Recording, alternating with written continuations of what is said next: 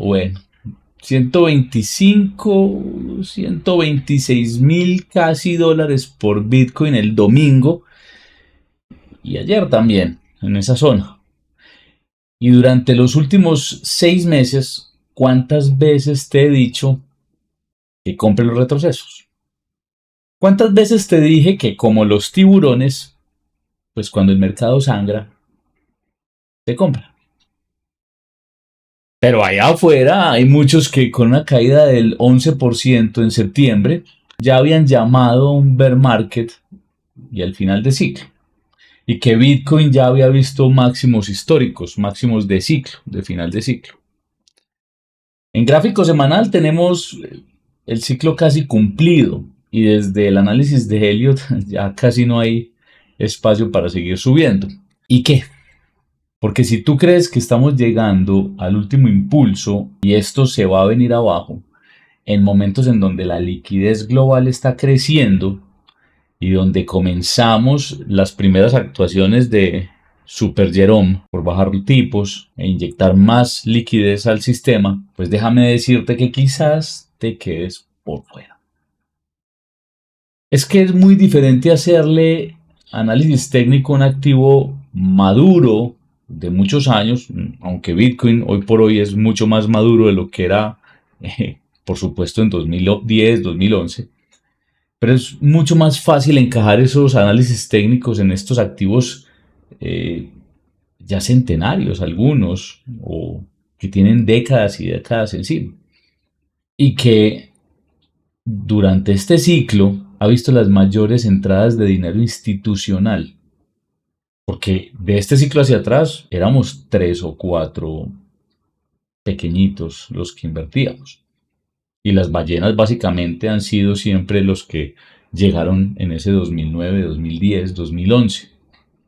Recuerda que nada de lo que se diga en este video puede ser tomado como consejo de inversión. Haz tu propio análisis, aunque pues si has seguido este canal desde que comenzamos, allá hace unos 6 meses, esa rentabilidad que tienes no debería de ser inferior al 70, 90, entre el 70 y 90%. Hay que estudiar y no botar la plata a la basura en inversiones que te den rendimientos pues anuales marginales. En el enlace de la descripción de este video encontrarás el link al Bitcoin Mastery. Ahí aprenderás todo acerca de Bitcoin. Pero no donde lo compras o la wallet que te recomiendan para que lo guardes o etcétera. No, ahí vas a aprender todo realmente acerca de Bitcoin. El Bitcoin Mastery es un estudio serio de la arquitectura de la red, el activo y por supuesto el estudio de la tecnología blockchain que emplea Bitcoin. Es entender ese white paper y estudiar este que es el mejor activo del mundo para que no te llegue un payaso a decir que eso no tiene soporte de nada. Es que es una estafa. Es que se va a ir a cero. Es que te van a liquidar. Porque si quieres dar una opinión acerca de algo, pues hay que conocer de qué se habla o no. Dale like, suscríbete si te gusta el contenido que te entrego y sobre todo comparte la información. De esta forma apoyas este trabajo que hago en este medio de forma gratuita y que si vienes siguiéndolo hace meses, está haciendo que le ganes la carrera a este sistema que está podrido.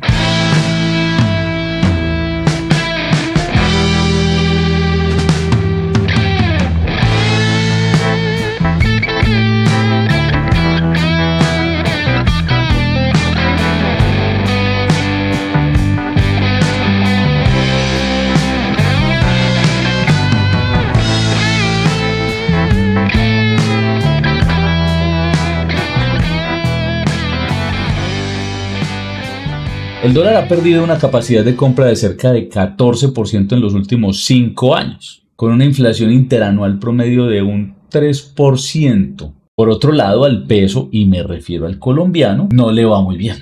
Su pérdida de poder adquisitivo es de un 28%, con inflaciones interanuales promedio de un poco más del 5%.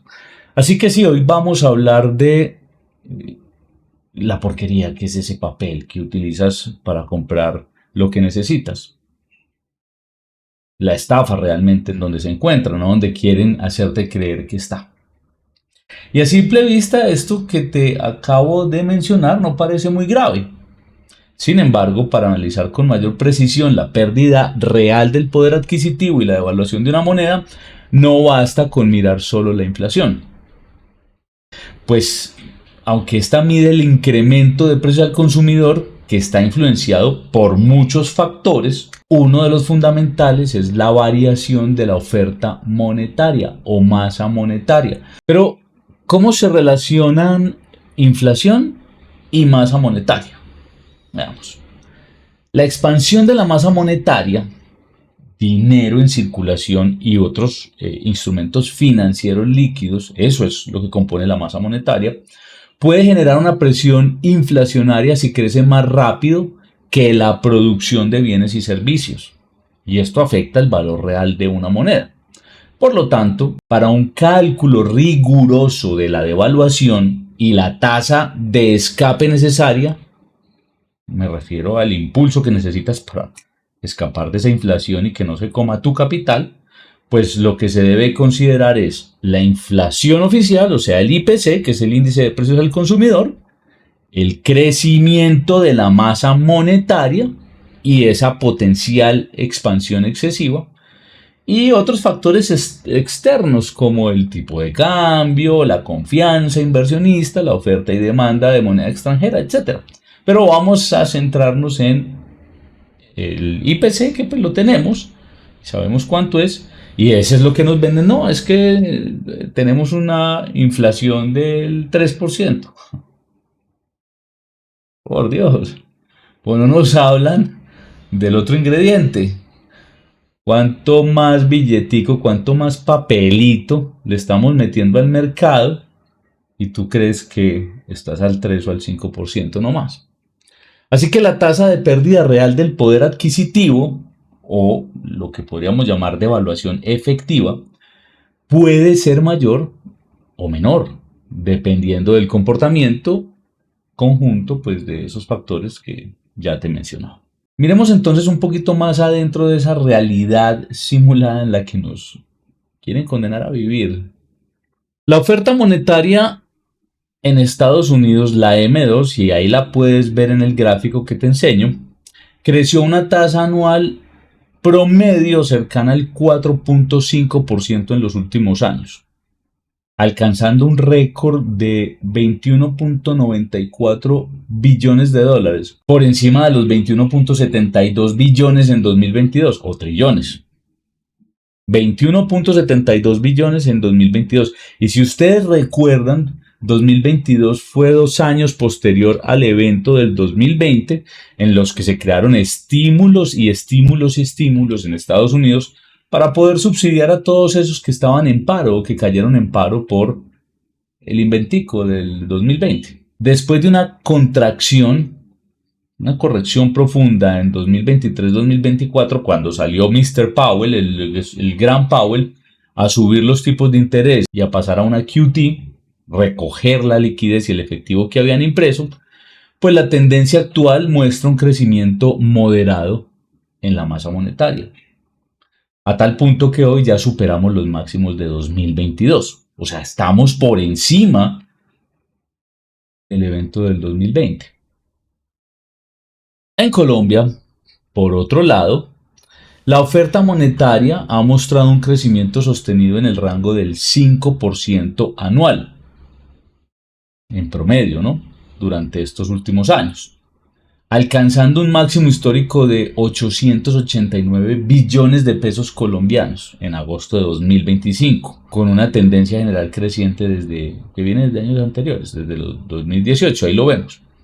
No distan mucho las dos gráficas, y esta es la parte que no nos dicen completamente, o que no nos están mostrando, porque solo nos muestran la inflación basada en el IPC, esa pérdida del valor del dinero, o esa pérdida de poder de compra que tiene frente a, no sé, una papaya o una papa.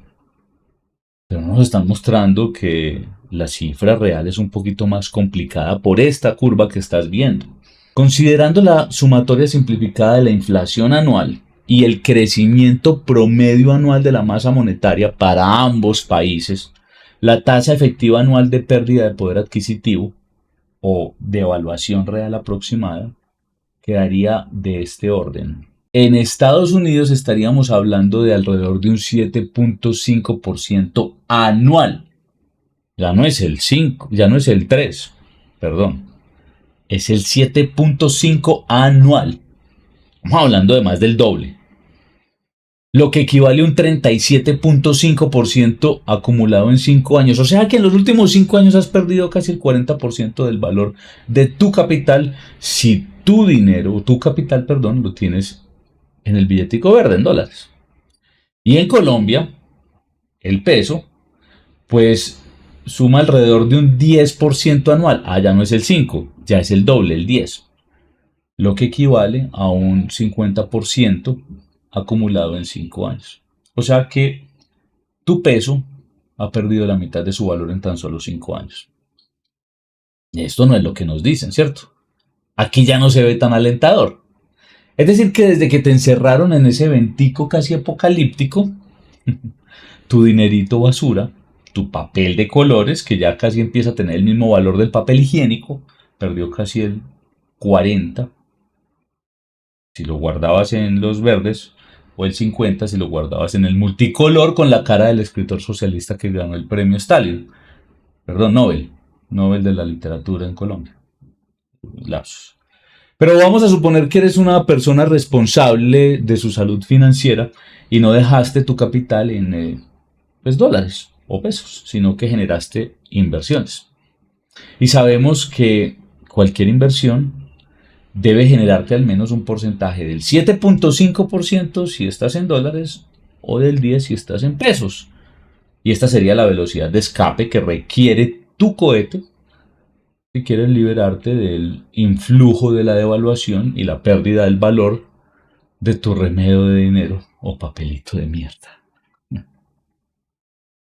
La mayoría de personas te dirá que comprar tierra, propiedades y oro es una opción de refugio.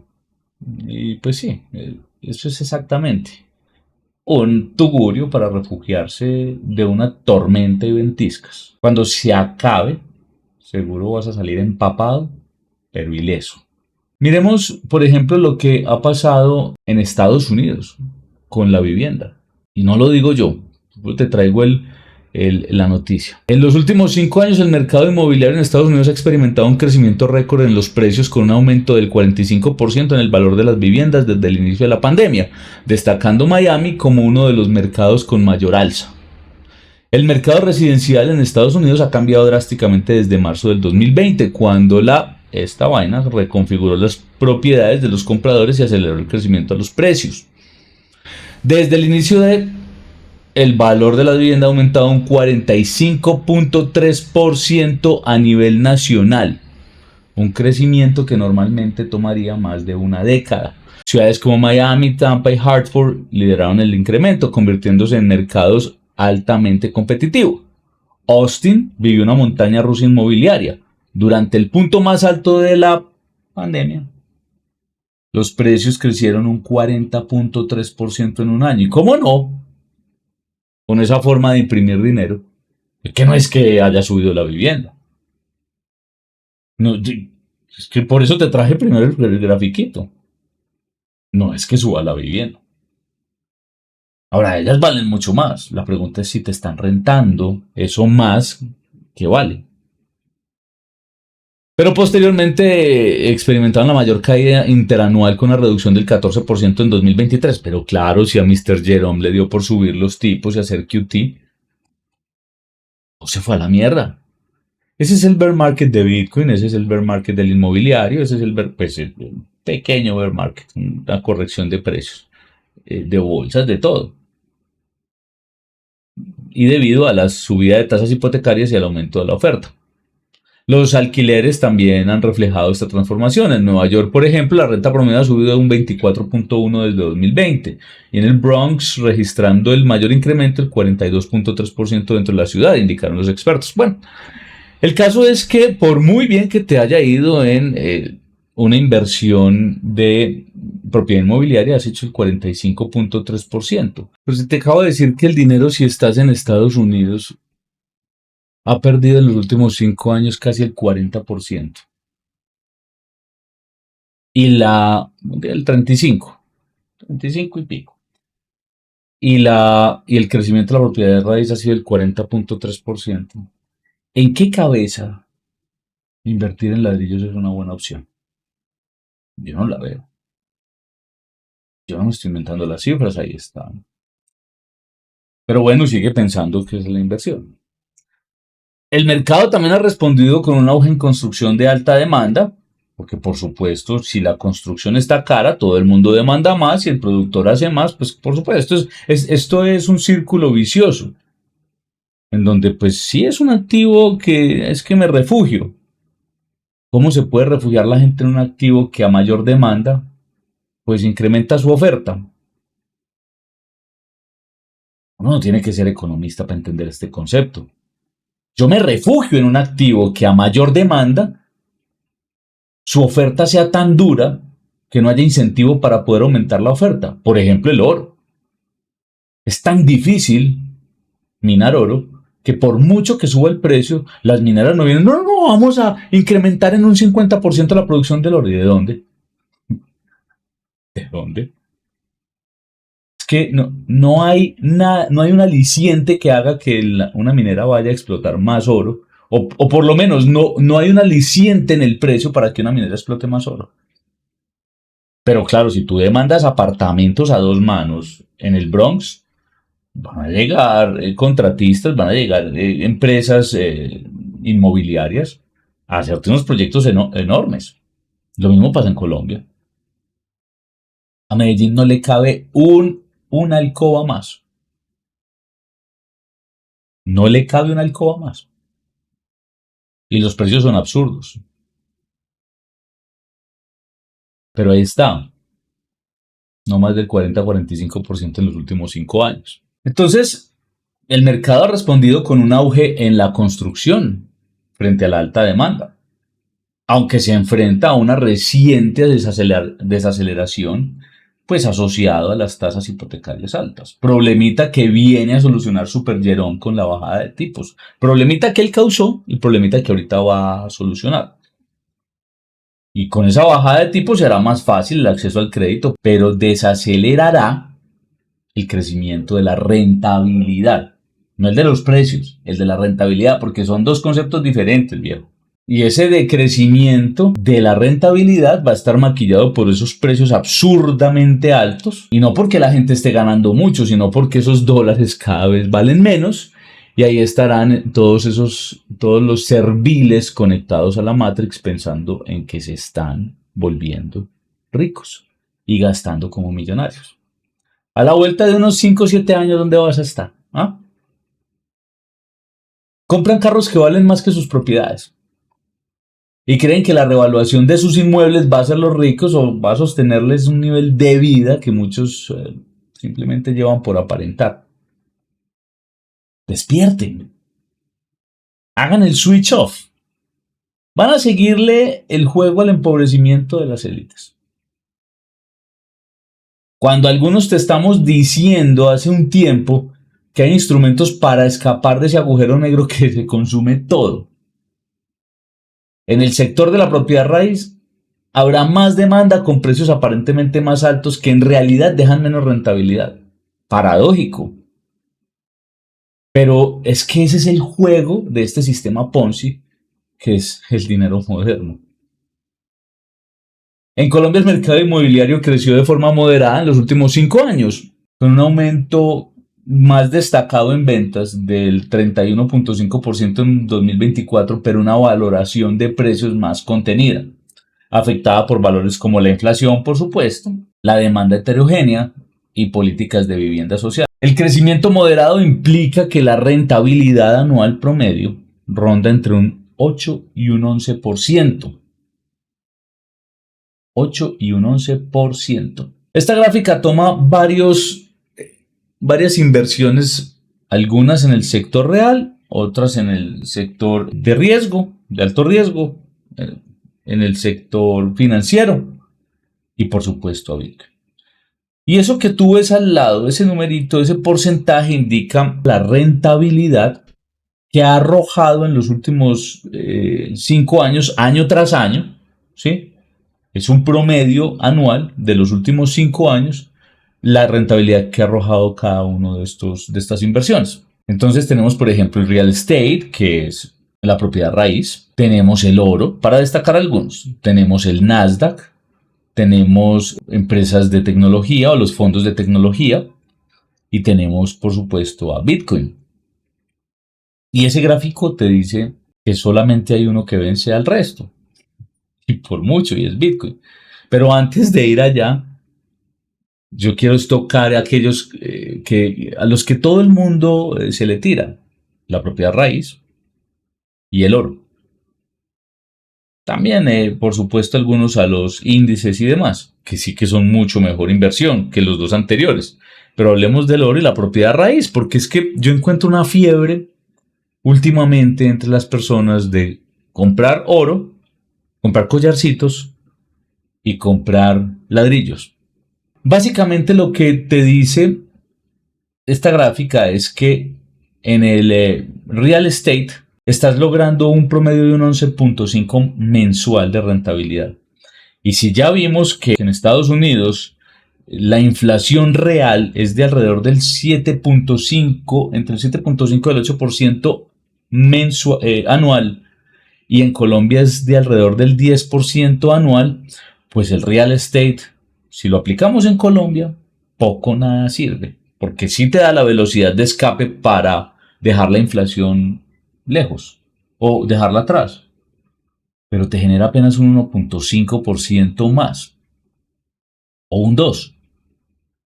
Mientras que en Estados Unidos sí puede ser un poquito más rentable, porque te deja un 4.5% extra anual. Ahora, yo no sé si el 4.5 sea mucho, ya vamos a verlo. Si en Colombia la rentabilidad es en promedio entre un 8 y un 11%, pues está justo en el límite, apenas superando esa velocidad de escape. Digamos, no vas a perder. Pero yo no sé si esa sea una real inversión para crear riqueza generacional. Además que cuando te apliquen los impuestos, ve a ver tú en qué se te convierte ese 8 y ese 11. Entonces, transformar tus papelitos de colores y apostar por propiedad raíz te da una velocidad de escape que necesitas. Y si estás en verdes, agregas un 4.5% promedio de crecimiento a tu capital. ¿Y cómo es la matemáticas? 12% en promedio de crecimiento menos 7.5% de pérdida de valor adquisitivo, y eso pues te da el 4.5% que estás agregando de más. Así que tu capital, rentando a un 4.5% de interés compuesto en 20 años, vamos a hacerlo en 20 años, habrá crecido unas 2.4 veces. Es decir, has ganado el 140%, esa es tu rentabilidad. Y si a eso le sumas el 100% que fue lo que metiste inicial, tu capital será el 2.4 veces, 240%. Esto contando con que, pues, por supuesto, no tenga un desplome el sector en los precios o alguna política que llegue a deprimir el sector, como pasan usualmente. Aplicando esa misma matemática al oro, que lo tienes en pantalla, que genera un 12.5% aproximadamente anual, y descontando la pérdida del poder adquisitivo del 7.5% hablando de Estados Unidos, porque Colombia sería el 10%, la tasa real de retorno anual del oro sería del 5% anual. Claro, ya estamos hablando de un porcentaje un poquito superior al de la propiedad raíz, un 0.5%. Entonces el crecimiento compuesto en 20 años del capital se multiplicaría aproximadamente en 2.65 veces. Es lo mismo, casi lo mismo, solo que tiene un 0.5% más que el real estate. La ganancia neta en 20 años sería del 165% aproximadamente sobre el capital inicial, o sea, 2.65 veces tu capital. Eso es lo que tendrías al final de 20 años. Significa que en términos reales, invertir en oro durante 20 años puede generar una ganancia neta del 165%. Ahora, si aplicamos la misma regla del juego sobre Bitcoin, con una tasa nominal promedio anual del 50% y descontando la pérdida del poder adquisitivo, tenemos una tasa real de retorno anual del 42.5% y te la hice bajita. Un crecimiento compuesto en 20 años de un capital que se multiplica aproximadamente 1.192 veces. ¿De qué me estás hablando? La propiedad raíz te multiplica el capital en 20 años 2.4 veces. El oro 2.65 veces. Y Bitcoin 1.192 veces. Y tú todavía me estás hablando que es que la volatilidad, que es que de 69.000 a 15.000. Una cosa es la volatilidad y otra cosa es la rentabilidad. Son dos cosas diferentes, ahorita vamos a ver. Entonces yo sí quiero que veamos, porque esto es importante, cuánto tiempo te demoras tú en multiplicar tu capital por 2.4 veces en cada inversión, teniendo en cuenta el oro, la propiedad raíz y el Bitcoin, según la tasa calculada pues para cada uno. Y nos dice que si tú quieres multiplicar por 2.4 veces tu capital, en real estate te vas a demorar 19.89 años. En oro, 17.94 años. Y en Bitcoin te vas a tardar 2.47 años. Por supuesto, no quiere decir que estas rentabilidades sean inamovibles y a perpetuidad. El mercado es volátil. El de Bitcoin más que el resto. Pero todos tienen más y menos. Y más cuando tenemos algunos activos que están sujetos a políticas o decisiones de unos. Ese no es el caso de Bitcoin, pero sí de los otros. Entonces, esto te tiene que estar diciendo algo. Bitcoin, sin lugar a dudas, puede ser la inversión más volátil de todas, con subidas del 200% y bajadas del 70%. Pero en el tiempo ha probado ser la más rentable, por lo que la volatilidad solamente preocupa a las personas que esperan tener grandísimos rendimientos en corticos periodos de tiempo. Jugadita que cobra caro cualquier error de cálculo y que se asemeja más a un fin de semana en Las Vegas que a una estrategia de inversión rentable en el tiempo. No sé. La pregunta es, ahora que la robótica y la inteligencia artificial van a reemplazar la mayoría de empleos, ¿tú qué vas a hacer? Porque muchos quieren venderte la idea de que el trading, la propiedad raíz y el oro son una salida.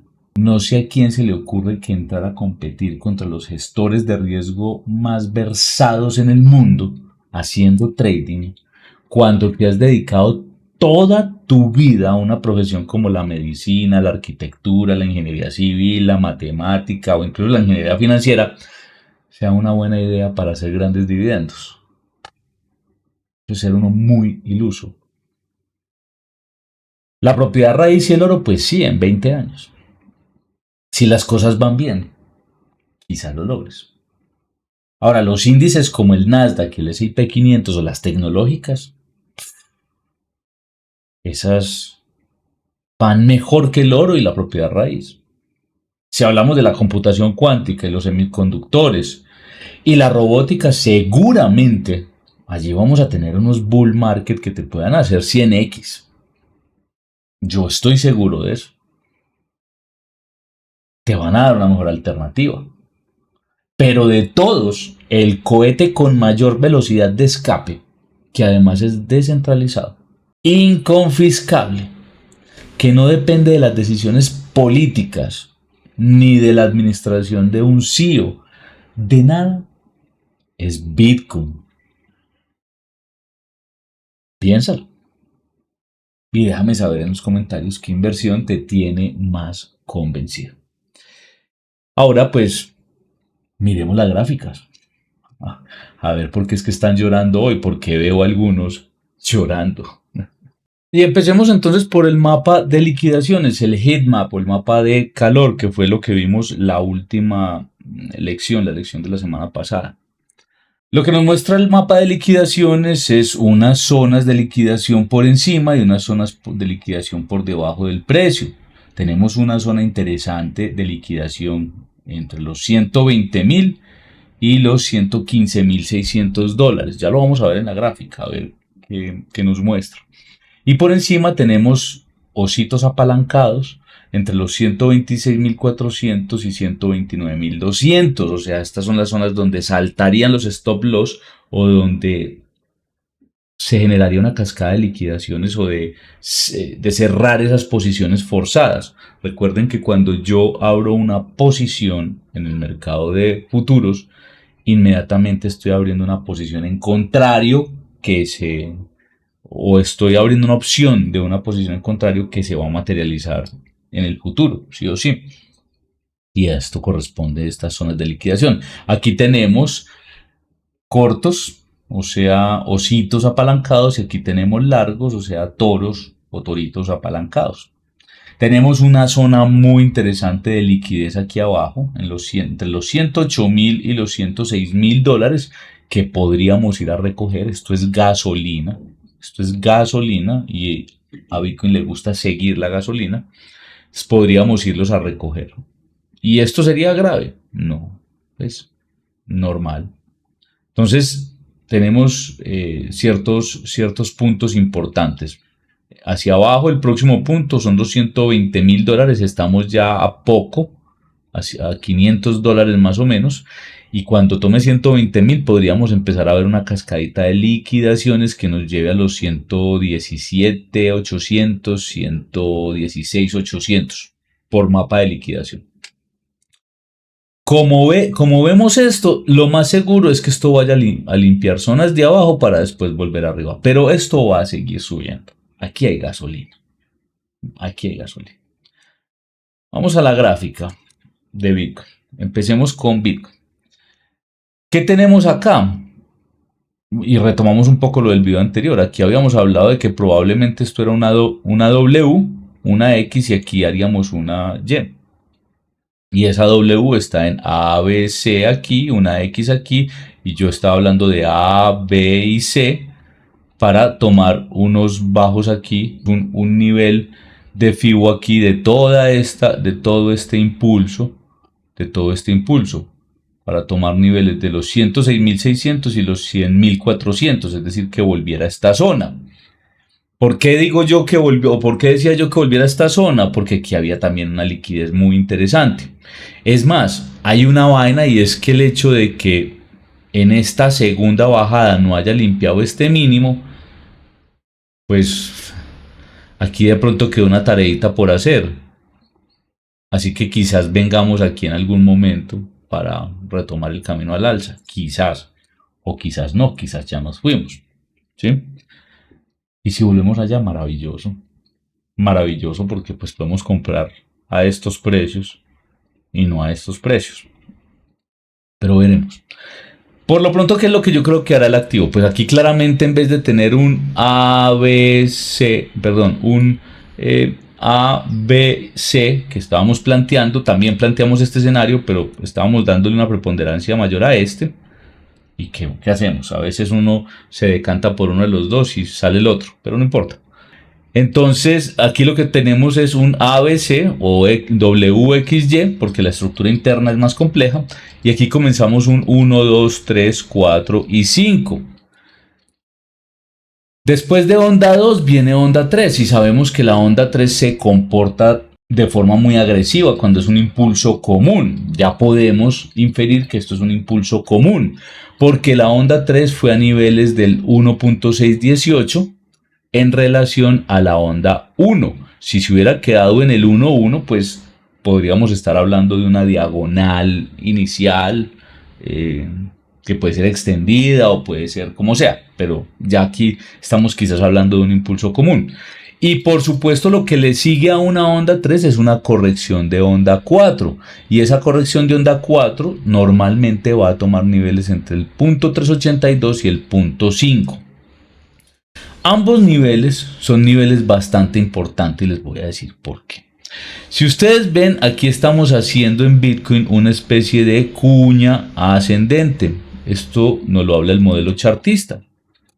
Por supuesto, esto al final es como un modelo de diagonal final. Después de esto, lo que uno pensaría es que el activo viene, rompe por debajo y hace una corrección fuerte. O a veces rompe por arriba también. Normalmente rompe más hacia abajo que hacia arriba. Entonces lo que tenemos acá es que el punto 5 nos empieza a marcar el punto 5 y el punto 618, porque el otro nivel que podríamos marcar aquí es el del punto 618. ¿Sí? El punto 618 nos marca un nivel de precios a los que iría la cotización de Bitcoin si vamos a visitar esta resistencia de la cuña ascendente. Y el punto 5 nos está marcando un nivel anterior, que a veces ya uno no vemos. El punto 5 nos marca un nivel anterior, intermedio. Pero el nivel al que normalmente tiende a ir una onda 4 es el punto 382. Ahora, ¿con qué coincide el punto 382? El punto 382 coincide con esta zona de soportes. Vamos a mirarla aquí en Zoom. Con una zona fuerte de soporte y de resistencia. Aquí actuó como resistencia en 1, 2, 3, 4. Aquí 5. Incluso esto podría ser una especie de resistencia, aunque digamos que la pasó un falso rompimiento y volvió. 5 veces como zona de resistencia. Aquí podría empezar a actuar como zona de soporte y seguir subiendo. Yo no creo. Yo creo que aquí vamos a ver otro, pues quizás una reacción al alza y luego otra caída, porque así se dan las correcciones. Le guste el que le guste y no le guste el que no le guste. Y en el nivel del punto 5 también tenemos un nivel bastante importante donde tenemos un soporte, otro soporte, otro soporte 3 veces, luego resistencia, resistencia, soporte, resistencia, resistencia. El del punto 5 es un nivel bastante importante donde ha pivotado el activo varias veces. Entonces, este nivel es a considerar, punto 5 y el punto 382. ¿Qué deberías de estar haciendo tú aquí? Yo esa respuesta no te la voy a dar, bueno, sin ser consejo de inversión, pero lo que siempre hemos hablado. Las velas rojas, la sangre, ¿cierto? Puedes esperar hasta el punto 382 o hasta el punto 5. Yo siempre te digo, haz dólar cost average, porque es que nosotros no sabemos dónde está el fondo, ni tampoco sabemos dónde está el tope. Más o menos podremos inferir con los puntos de pivote y mire cómo dan de precisos, dónde puede estar digamos, el tope y el fondo. Pero como eso es tan difícil, pues haz el dólar cost average. Ahora, ¿qué tiene también esto de interesante? Si lo ponemos en una gráfica lineal, resulta que el punto 382 nos está acercando, ya no es el punto 6 ni el punto 5, el punto 382 nos está acercando a una zona de soporte, que es una línea que yo he marcado en rojo. La voy a poner un poquito más gruesa para que la podamos ver. Me interesa que la tengamos clara. Esta zona de soporte es lo que llamamos la mataciclos. Cada vez que la cotización del precio tocó esta zona, entramos en mercados bajistas fuertes. Tocó esta zona, mercado bajista fuerte. Resulta, tocó esta zona y un pequeño descanso. Aquí superamos, pero no mantuvimos porque nos devolvimos. Aquí superamos, pero no mantuvimos, nos devolvimos. Aquí jugó o fungió de resistencia y aquí cruzamos con fuerza. ¿Qué pasa? ¿Qué sucede? Que este 382 nos está marcando la zona en la que iría a rebotar el activo sobre esa mataciclos. Si logramos hacer el pullback y seguir hacia adelante, pues habremos superado un hito para Bitcoin que es precisamente el mataciclos. Volvemos al logarítmico. Entonces, básicamente lo que está haciendo la acción del precio en este momento es una corrección que es apenas normal y sana después de un impulso agresivo como el que sucedió el día domingo y el día de ayer. Un impulso que nos significó un 16.20% de rentabilidad. Esas correcciones no deberían de ser motivo para estar llorando, porque uno ve el domingo y el lunes una cantidad de gente tuiteando y en redes sociales celebrando los $126,000 de Bitcoin, el máximo histórico. Fiesta viene. Pero es increíble que esa emoción les dure 2 días porque hoy está corrigiendo a los 120,500, $121,000. Entonces, hay que entender esto, hay que entender el activo. Yo entiendo la gente que se la pasa especulando, que juega al casino con esto. Yo también lo he hecho. Yo en trading también a veces entro en largos y muy poquitas veces en corto, porque es que entrar en corto en un mercado de estos y en un activo de estos es medio suicidio. Entonces uno, sí, pero la gestión del portafolio debe ser muy pequeña tu cuenta de trading, al lado de la cuenta spot. Y si tú entiendes el activo y tienes una buena gestión de portafolio y tienes una buena cuenta spot, digamos, de largo plazo, tú más allá de celebrar los máximos históricos, que por supuesto los celebramos porque son, eh, digamos, unos pasos importantes en ganarle a este sistema corrupto que hay hoy en día, pero celebramos más las caídas porque nos permite comprar más.